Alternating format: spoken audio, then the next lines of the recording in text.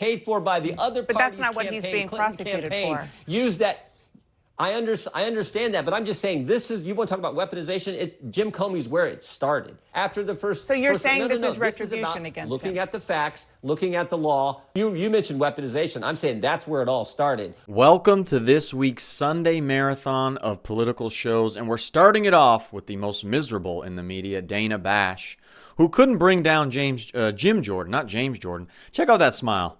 And he was such a good opponent for her, he even made her smile, despite at the end, where he does one of the most professional pivots you will see a politician do when she finally asks him some good questions. Oh, it's impressive. It's SeanDaniel here. If you guys enjoy these Sunday marathons of a ton of political interviews, make sure you hit that like button. Now let's go. 3 weeks ago, Good to be with you, President Dana. Trump named 3 people in that Truth Social post to Attorney General Pam Bondi that he wanted prosecuted. 2 of them have now been indicted. You're not only the Judiciary Chair, you also lead a subcommittee on weaponization of federal government. So will you be looking into this? Well, look, I think that this Justice Department is applying the facts to the law. I mean, if John Bolton, a federal judge, thought there was probable cause when they searched John Bolton's house, you had mentioned him, that he mishandled classified information, apply the facts to the law. We'll see if they prosecute there. We know with Letitia James, for example, that you can't say it's your secondary residence and then, in fact, make it an investment property. It looks like she did that. They're applying the facts to the law, and there's that investigation. And, of course, we know with Jim Comey that he specifically hired this individual, Daniel Richman, to leak information. He laundered information through Richman, leaked that information out there. The Comey memos, for goodness sake, went through Mr. Richman. And then Comey, when he testifies, says something different. So that's why he's being prosecuted. So this is our Justice Department, under the leadership of the Attorney General, applying the facts to the law like you are supposed to. Not the weaponization of government like we saw under Biden, like we saw under Merrick Garland, like we saw with Chris Wray. So this is, I think, a completely different situation. Okay, so let's just unpack some of that, if I may, Mr. Chairman. You were talking about the facts and some of the issues that went before the grand jury and allowed for the indictments in the case of James and Comey. But the question is beyond what's happening in the courtrooms or in the Justice Department. It's what's happening between the President of the United States and the Justice Department and these U.S. attorneys. And just kind of look at it big picture. The president pushed out the U.S. attorney overseeing the Comey and James cases. The president himself appointed this U.S. attorney, and that person was a Trump supporter. Which he has the right to do. Right, he has a right to do. But the president did so because he thought that this man was not pursuing these cases against his political enemies. So my question is, given the fact that the president has been so public about his desire for the prosecution of these people who he says are his political enemies, how is that just following the law inside the Justice Department? Isn't this the political weaponization that you talk about? No, you got to go to the facts of the case. The president has the prerogative to say what he wants, and he will do that. No one's ever doubted that the president will say what's on his mind and frankly do what he told the American voters he was going to do. So that's one thing. But this is about applying the facts to the law, and that's exactly what's taking place in this Justice Department. You cannot argue with the fact Jim Comey said one thing to under oath in front of the United States Congress. That's what he's being charged for: false statements to the Congress, 18 U.S.C. 1001. You cannot argue that he did that, particularly when you know the facts from the Inspector General with this individual, Daniel Richman, who Comey that the Justice specifically Department hired to launder information to folks like you in the press. Notice how she's not going into any details of the case that Jim Jordan's talking about with Letitia James or James Comey. Why? Because she just wants to use that weaponization of politicization, as she's saying, without really explaining just how bad it is. But do you remember when they were doing the felony charges against Trump for the campaign finance law violation? They would go on CNN and they would go in super detail about how it was breaking the law and he did something wrong. But now that we're talking about a Trump enemy who's being prosecuted, she doesn't even want to touch on any of the details of the case. That's pretty disingenuous. Do you believe that the Justice Department is acting independently from the president? I think the Justice Department is applying the facts to the case. But are they applying the doing it facts under to the pressure law, from and the president? Are they trying to find ways to indict people who the president said publicly in that post he wants to be prosecuted? I think that, Dan, I think they're doing their job. I think they are doing their job. I mean, I know the kind of information they're giving to Congress, information we did not get under the previous FBI director or from the previous attorney general. Information we had looked at this issue. The FBI and the Richmond field office did this memorandum on Catholics, saying if you're a pro-life Catholic, you're somehow an extremist. We got like a handful of documents from Chris Wray, even though we asked for everything. Should they be doing their job under now. pressure So from the president? They are doing their job. So you're saying you're comfortable with that? They are doing their job. But you're comfortable with them doing this? Applying the facts to the law. I'm looking at each individual case, enforcing the law, and applying the facts to that. And that's what I think is going on. I'll add one more application in the three examples that you raised. Forgive me. I'll ask one more application to that. Applying the facts, applying the law, fine. How about applying pressure from the White House? You're comfortable with that, given the fact that you were very upset about what you called weaponization so much that you have a whole new subcommittee on it? The president is speaking his mind, and I think that's entirely appropriate. What I know this Justice Department is doing is the good work that they're supposed to do, looking at the law, looking at the facts, looking at each individual case, and moving forward, I think, in an appropriate fashion. Let's talk about these cases. You can't argue with, I mean, Jim Comey, by the way, Jim Comey is where it all, so you talk about weaponization, that's where it all started. 9 years ago, Jim Comey's the guy who took the dossier paid for by the other party's campaign, but that's not what he's being prosecuted for. Used that. I understand that, but I'm just saying this is, you want to talk about weaponization? It's Jim Comey's where it started. That is totally where it started. He took the dossier, went to the secret court to get a warrant to spy on the other party's campaign. So this is retribution, then they changed the intelligence community assessment after the first. So you're saying this is retribution against him? Looking at the facts, looking at the law.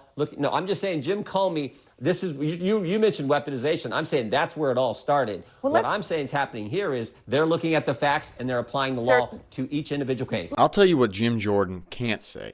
Yes, it's about retribution because they went after Trump. So now Trump wants to go after them because he knows they've done a lot of shady stuff, most likely, allegedly, let's keep myself safe legally here, that they've done a lot of bad things and broken the law. So yeah, of course he's pressuring the FBI, but you don't think Biden's staff was doing that? Biden's team was working with the FBI to do things like how they were pressuring social media companies to not allow certain posts to go out during the election and during COVID times after Trump got out of office. It's the same thing. Now, does that make it wrong? Does that make it bad? I don't think so. If Trump's pissed, he got attacked in the courts like crazy when he was trying to run again this time. Of course he's going to put pressure on the FBI. It's just, he just can't say that because that would make it look bad. Dana Bash is actually doing a good job here getting him to paint the picture that it is retribution, even if we don't care. Go after him all you want, Trump. Find some little thing wrong like the Biden administration tried to do with Trump. Go after him all you want. If you find something legally in there, find some hard evidence that they broke the law, boom, go after it. Because it's the same thing they did with Trump. But Jim Jordan won't say that. To each individual case. Let me ask about those cases. Are you worried, as an attorney and somebody who understands how these cases work, that what the president's comments are doing is actually undermining the cases when they actually come before a judge and jury? I mean, we'll see how that all shakes. No, I'm not worried about that. Again, they're going to prosecute the case. Mr. Comey's presumed innocent. That's one of the great things about our system. And they will present the evidence in the court. And we'll see what happens as they move forward. But I am comfortable with them moving forward. I am comfortable with the indictment because I think when you look at the facts. And you're comfortable with the president's role as well? This is warranted. Just to button that, you're comfortable with the president's role? I'm very comfortable with this president. I mean, you talk about we're celebrating today what's happening in the Middle East, what he's done for these families. I'm not talking about that. I'm talking about in this issue. I'm so comfortable with the president. I'm comfortable with the president and how he's handled his entire responsibilities with this issue, with foreign policy, with the border, with tax policy, you name it. I want to ask you about a flood of videos that we're all seeing on social media showing immigration officers across the U.S. using pretty aggressive tactics. There was one from Friday showing agents pinning a Chicago TV station employee to the ground. She was later released without charges. Another shows ICE agents shooting an unarmed pastor in the head with pepper balls. There were countless more showing agents tackling people, pulling them from cars, shoving journalists, detaining U.S. citizens, questioning their citizenship. Do you have any concerns as you see all this about how ICE and other immigration agencies are conducting themselves? Before we hear what Jim Jordan has to say about how ICE is... Before you hear Jim Jordan's opinion on it, let me know down below what you guys think about how ICE is handling these raids and going after people and having a lot of aggression, at least an aggressive tactic like this where we see this person on the ground. Let me know what you guys think about it. Look, I don't know the specifics of those examples you gave. What I do know is these ICE agents are under tremendous pressure. Many times you talked about, some people have raised a concern about them wearing masks and different things. Many times the Antifa people who are protesting against them in these, in Chicago, in these ICE-free zones, according to the mayor of Chicago. I think they're functioning and working under extreme pressure. I think they're doing a good job by and large. I don't know the specifics of the examples you just cited. Are you going to look into it? Well, we're going to look into the whole situation where you have these mayors who are are you going to look into back the way that these ICE sanctuary is cities, conducting ICE-free itself? zones, where they're being harassed by Antifa protesters who are wearing masks and doing all kinds of things, where I think threatening the. So you'll the only actual look into federal that side facilities. and not to make sure that federal law enforcement, federal. I'm not familiar with the three. I think you gave three examples. Well, Dana. I'm not those were familiar with just those some. three, but there are lots of them. Okay, well, we're the Judiciary Committee. We have oversight over immigration policy. We'll look into all this. But I think the ICE agents are doing the Lord's work. They're doing what the president promised the American people he was going to do when he ran for the job and was elected in a big way. So I think they're doing their duty. What's interesting is the pushback they're getting in these sanctuary jurisdictions and these ICE-free zones, where many times they're coming to, they've sent a detainer to the facility and they will release the person to the streets, the bad guy to the streets, and won't work with ICE at all. Mr. That Chairman, is a big problem, something we are definitely concerned about. Dana Bash is kind of like that unemployed friend you have who loves to sit at home, has some big hobby, and they're so invested in this Netflix show, but they're really not getting ahead in any other area of their life. And you just talk to them and you say, man, if you had the same passion for Friends or for Love Island or this Netflix show as you just did in maybe improving your life just a bit as some other productive passion, man, you'd be incredible. And it's the same with Dana Bash. Can you imagine if she had the same detailed research, passion, and focus on pointing out some of the negative things that Antifa has done, instead of pointing out every little possible negative thing that ICE has done? Man, she'd be an impressive reporter. But instead, ICE can go in and nab some criminal who's been arrested, released, arrested, released, arrested, released, and if they pin down some aggressive protester who's a school teacher or a pastor, that's the main story she focuses on. She could be so good if she wasn't so passionate about going after ICE like maybe your unemployed friend in their obsession for Friends or Love Island. Mr. Chairman, we're almost out of time. I do want to ask you about the Trump administration started to lay off about 4,000 federal workers on Friday night. Your fellow Republican, Lisa Murkowski, said that this is something that will, quote, hurt hardworking Americans who have dedicated their lives to public service and jeopardize agency missions once we finally reopen the government. Why is the president firing people who have no say in this shutdown? Dan, the easiest way to remedy this is for Chuck Schumer to open up the government. I mean, we should just be clear. The real debate here is the one Chuck Schumer's having with himself. This is a decision by the administration. 6 months ago, he voted for it. Now he won't. This would be so simple. You wouldn't even have to deal with this question if Chuck Schumer would just do what he did 6 months ago.